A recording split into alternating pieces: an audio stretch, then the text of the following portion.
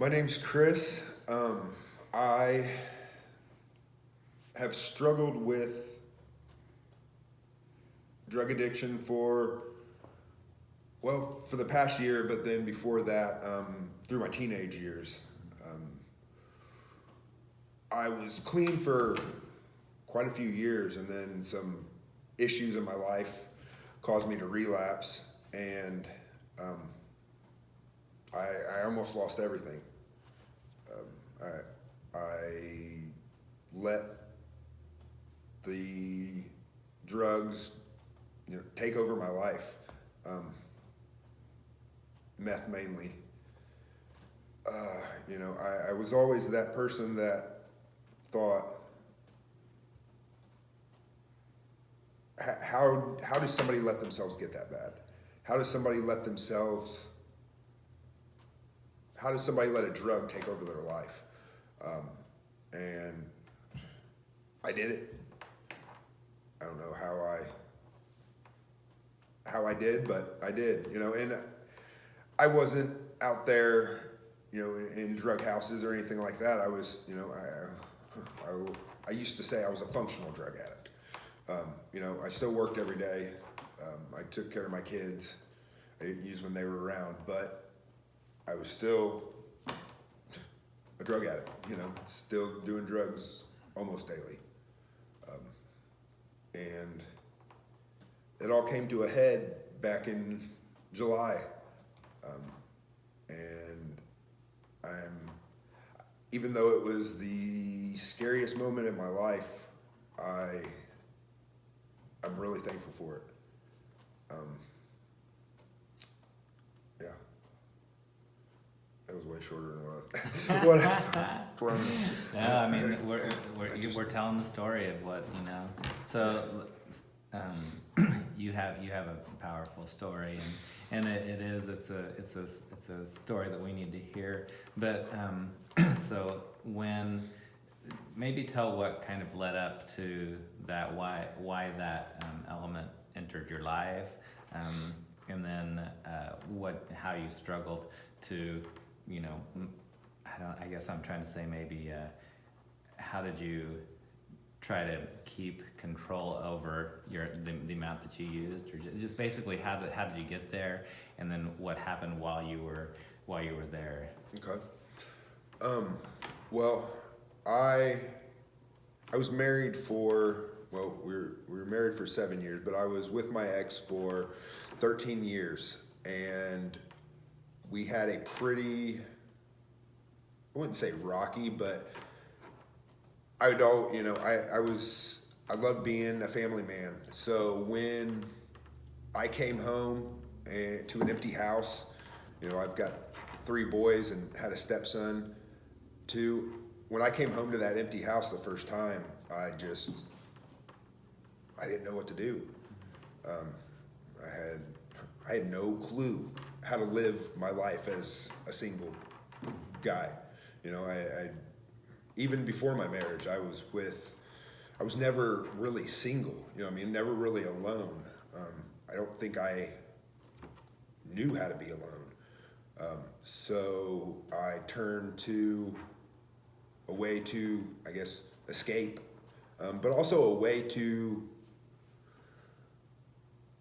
I guess, interact with people. And I turned to drugs. It started out just, I'd snort a little bit of meth here and there. I had always smoked pot, off and on growing up. But the meth is a completely different demon. It quickly went from snorting a little bit here and there to smoking it. And I was saying to myself, I'm smoking it. Yeah, I'm an addict, but at least I'm not shooting. And it didn't take long. I think I started using back in August of 2018, and I think it was probably February probably when I started using the needle. So do you feel like it was a little easier to progress once you've gotten? Oh yeah. Now, because I remember you had mentioned that you started using just as a mental and physical enhancement. Yeah. It was more of a natural, just trying to take care of yourself. It started with Adderall. Okay. It started with the ADHD medicine, because I was working 12 to 14 hours, 6 days a week, and we had just launched a product side of my company, and I mean, it had to be done. So I was using Adderall to make it through, because I was trying to do that, plus trying to keep up with my kids and, interact with them, play with them when they were around. And Adderall got hard to find, but it also stopped being as effective. So I turned to meth. I'd started with just a tiny little bump in the morning, maybe another one around lunch. And then it went to a little bit more, and then a little bit more. And then it got to the point where I started smoking it. I'd smoke it just to maintain, I don't remember really getting high after the first couple months. I don't really remember getting high until, of course, I started using the needle. But it was using so that I wasn't passing out, falling asleep, trying to keep going. And so the work, along with trying to keep up with the kids and the stress and emotional issues associated with my divorce, it all compounded. And if you don't know, meth use or any drug use really, along with emotional issues, it's not good.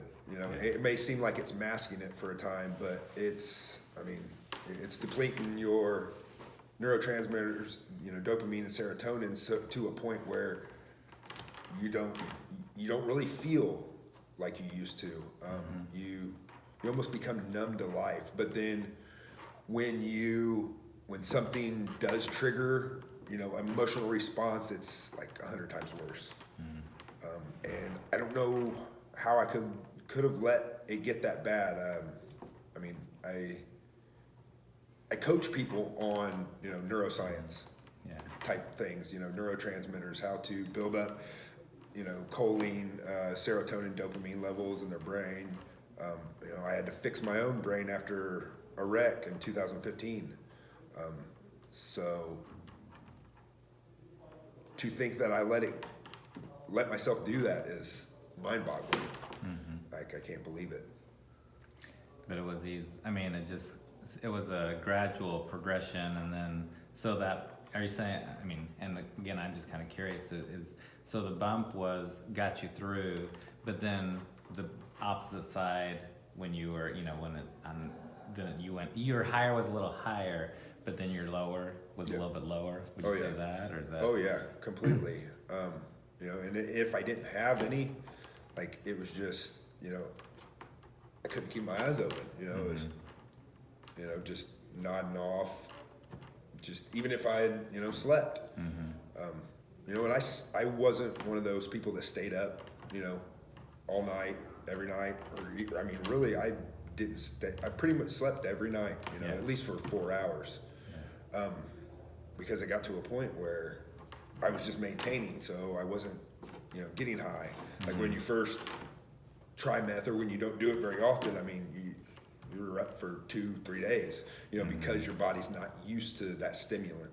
Yeah. But once your body gets used to it, it's just, you feel normal. Now I'm kind of curious, because there's the physical response, But then, what about the emotional and the spiritual? Is that something that you notice a change in as you're going along? I mean, I'm just curious. Yeah, I mean, emotionally, my highs were higher and my lows were lower. I'd have episodes of, the only way I could describe them was manic, and then the other side of it was just complete depression, but very severe. And it wouldn't take much to trigger either of them. Yeah. Just some little thing would, just make me go all the way down, or just something that was good, but wasn't. My reactions were way over the top. Yeah. We'll just say that. And I was short. My temper was a lot shorter. And I used to never lose my temper, especially with my kids, but I found myself, even when I wasn't, especially when I wasn't using it, that my temper was very quick to flare up. And like, I saw that, I saw it the whole time, So you could see that progressing and changing over time. And yeah. Could you see it when it was coming? Like I'm about to lose it, or was it more? Did it surprise you? No. I knew when I was in those kind of moods. I don't even know what really caused them. I don't know if it was just like maybe I only slept for a few hours for a few days in a row, so that the sleep was getting to me, or if I wasn't taking because I tried to take care of myself. I'm personal trainer, I health coach, I run a health and fitness business. So I couldn't look like the average drug addict. I had, and that's why people were so shocked when it happened. I was very good at hiding it. Very good. I think that was another thing that drew me towards using a needle. Was it got to the point where I had to smoke it constantly to maintain, but when I started using a needle, I'd do it once in the morning and I was good the whole day. Wouldn't have to do any more. Wouldn't have to drive around with it, wouldn't have to do anything. But that didn't last very long either. Yeah. So what was your faith background before, and then like as you were going through that time, what was happening? Is just faith and spiritual related? Just kind of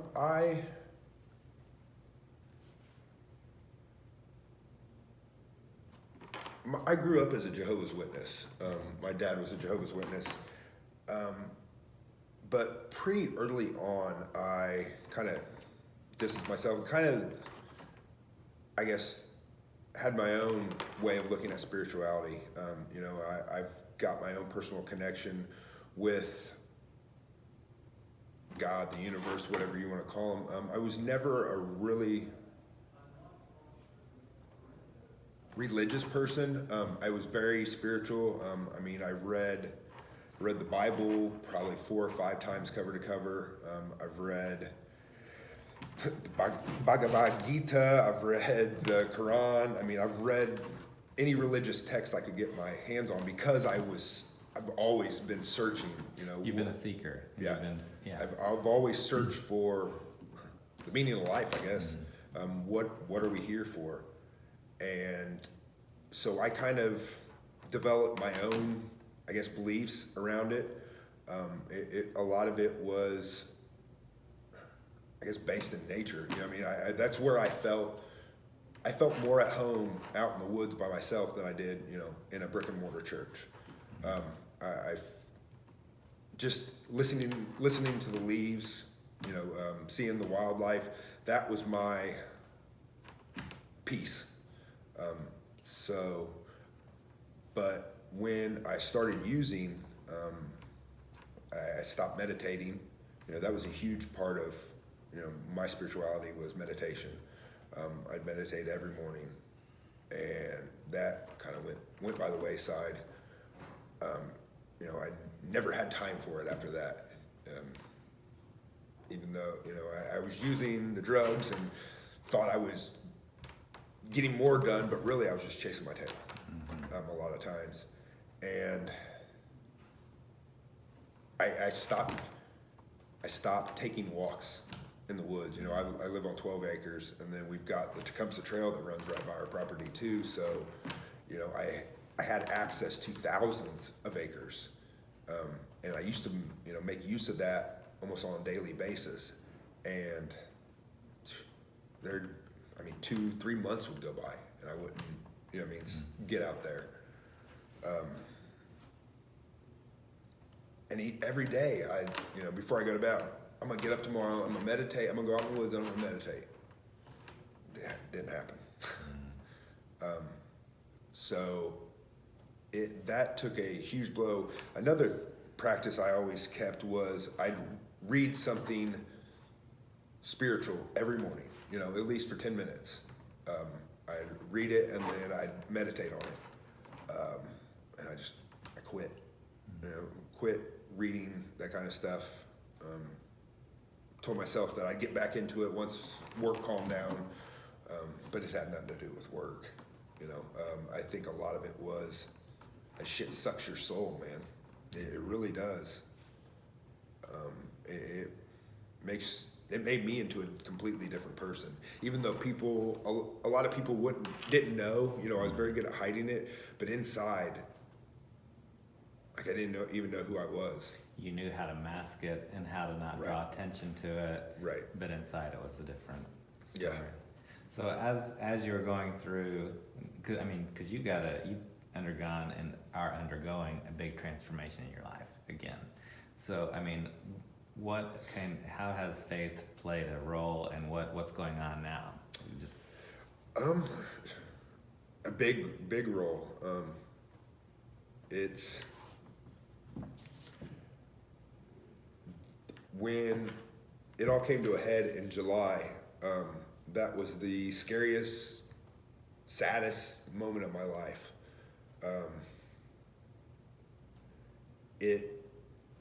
And for a little while, I didn't know how I was going to go on. I really didn't, because like my whole world had been turned upside down. You know,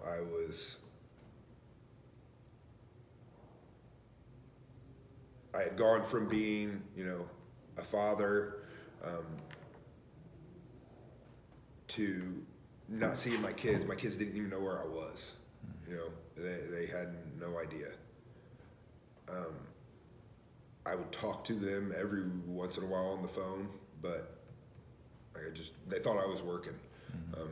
My oldest knows now, but he knows where I was, but he doesn't know why. And I'm gonna have to have that talk with him sooner or later, because I don't want him to make the same mistakes I made.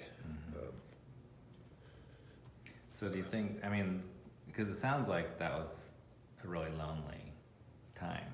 Yeah. And the absence of that, maybe that connection, maybe with God and with your family, all that was at one time, and so.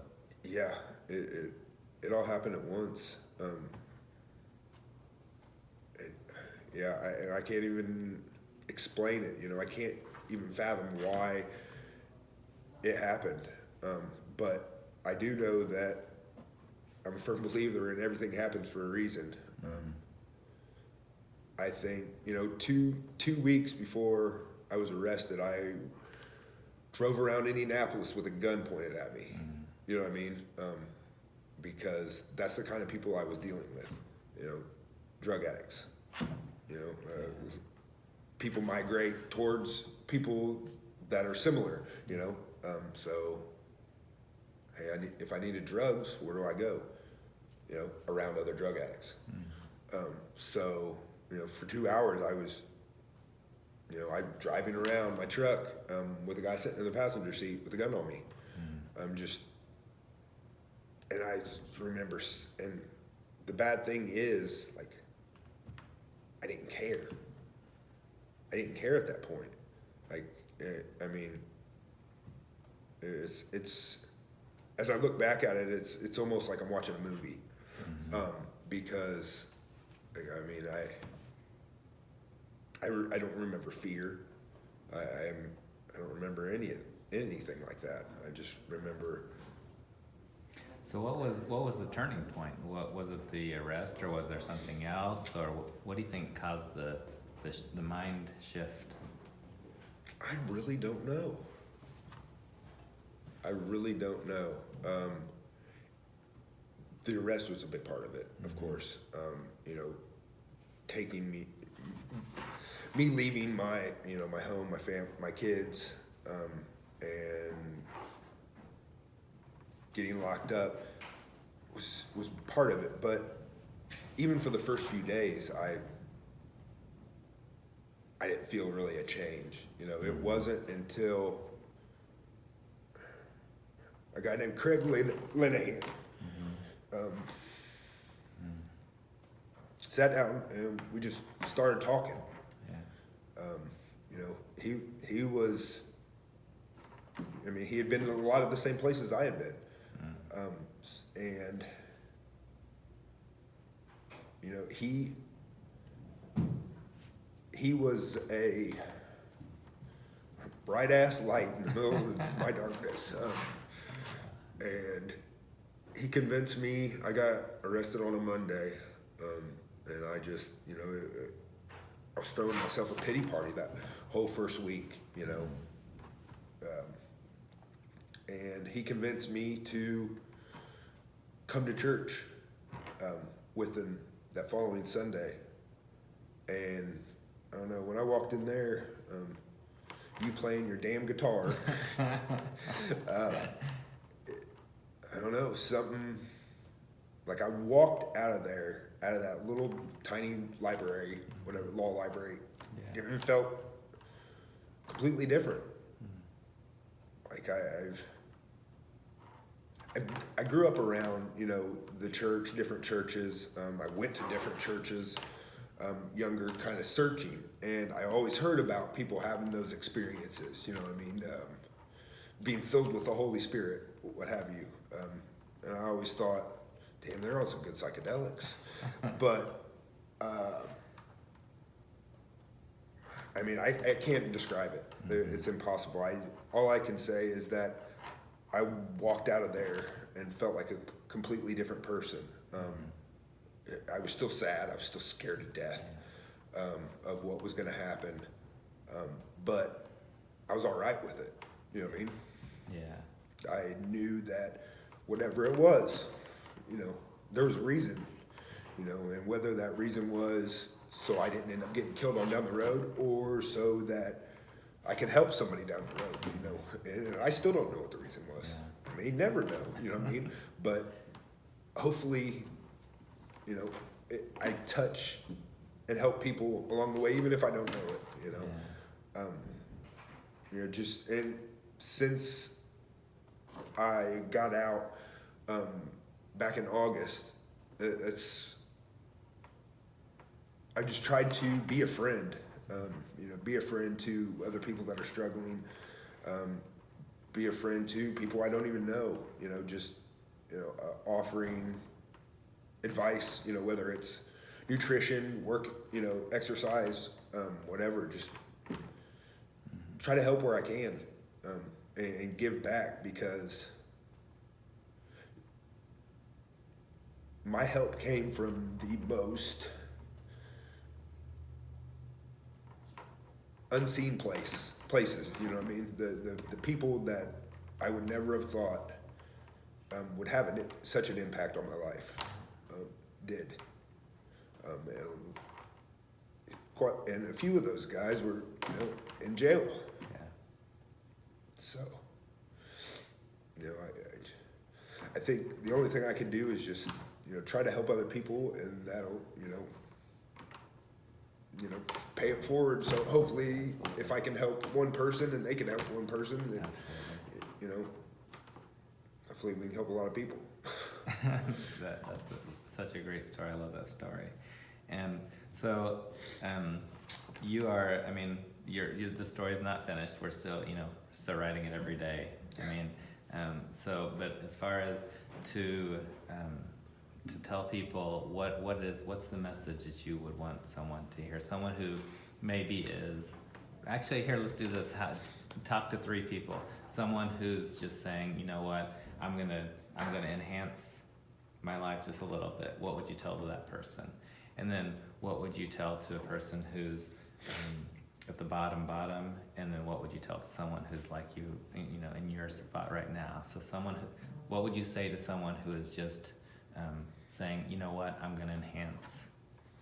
What's your message? Drink coffee. It's not worth it. A lot of people start using stuff like Adderall. A lot of college kids as a study aid, and a lot of people don't have a problem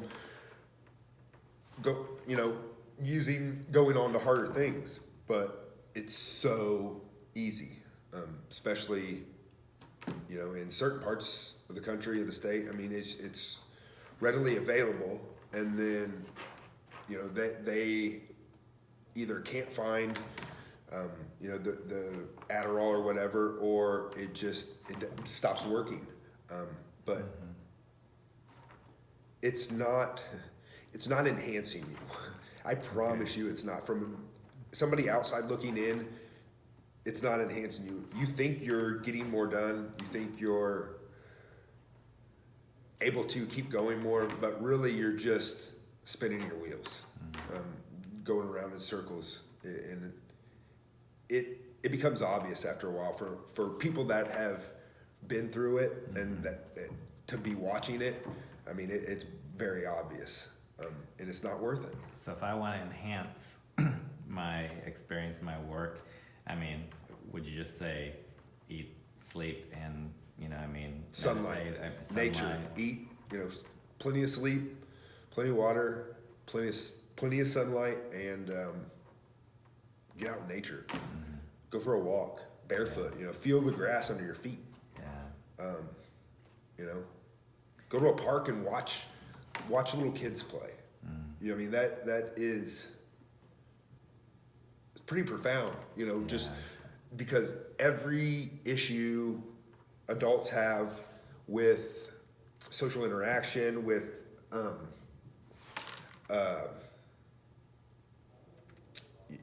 all the different stereotypes. I mean, none of that happens on the playground.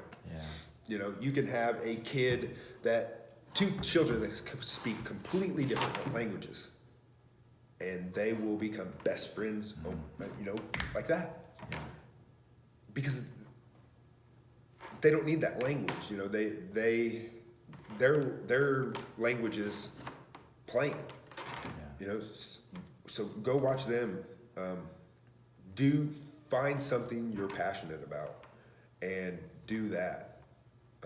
When you think that you can't go anymore, take a break. Take a break. Disconnect. That's what I couldn't do, and I should have done. I should have just walked away. Would my business have failed if I'd have walked away for a week? You know what I mean? Shut my phone off? No. I might have lost, a little bit of money, but when I came back, I would have made that up plus a lot more. I truly believe. So, I mean, that's good. Yeah, I mean, there's a lot better ways. Nature and the sunlight. That's huge. Get outside in the sun. Yeah. Okay, so now say I'm struggling and I'm at the bottom, and I'm just searching for something and I'm not finding it. What's your message to someone like that? You're not alone. More people than you think are going through the same shit. Just some are better at hiding it than others. Reach out to somebody, ask for help, because nobody's gonna give you help. Nobody's gonna help you if they don't know, if you don't ask for it.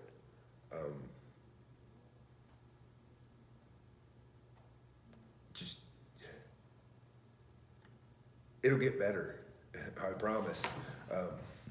There's always the darkest part of night, right before dawn. So, it will get better. You've just got to trust in yourself, trust in your fellow man, that they'll do what's right by you. Reach out to them.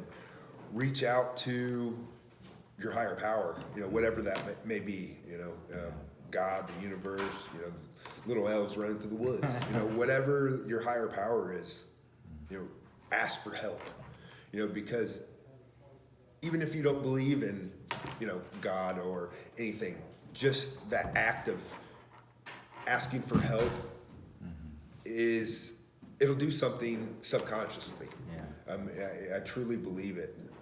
It will. It's really profound. Just the way our mind works and how our thoughts can influence reality. I see it every day. Working with clients, but also in myself and my kids. Your words have way more power than we even know. Take the word, the magical word abracadabra. That is translated with my words I create. That our words can influence way more than we know. So just the act of saying, I need help, or I'm gonna get help. And then being open to. Yeah, and wherever it might come from, don't, just because it comes from some place you wouldn't think, just let it happen. Yeah. Just don't close your mind, because I think a lot of people in those positions become very close-minded. They think, oh, he can't help me, or he doesn't know, he doesn't know what I'm going through. Yeah. You take you for example. You didn't struggle with addiction, but you've been a huge help in my life, and I know your humility won't let you take credit for it, but you really have, man. And I had never thought that first day I walked in that church, it's like, who's this guy playing on the guitar? You know what I mean? You've been a huge help, and it's not even, I don't think you yourself, it's just the thought that there's somebody I can reach out to, When the first few weeks after I got out of jail they were tough.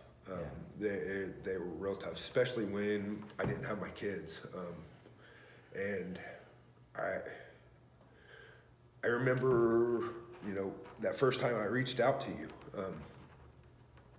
just the act of typing that shit, like it lifted a burden off of me. I felt a lot freer. And then, just to know after that, when you responded, we went out and got some ice cream, just to know from that point forward, just to know that I had somebody, a phone call, text message away. Even I didn't need to use that phone call or text message, just the act of knowing that I could was huge. I appreciate it. That's very, like I said, humbling. Thank you. But again, we're all a common humanity. We're all in this together. And so, like now, for someone who's, right not where you are right now, and you're winning, man, but it's still a battle. what's your message to, or what would you want someone to say to you, or how would you help someone, where you are right now, what's the best way that we can support and help each other? It'll get better. Tomorrow will be better than today. It really will. I know my life, can be a mess sometimes. I can feel like nothing's going my way. Yesterday, my car broke down, and I was like, man, can nothing go my way?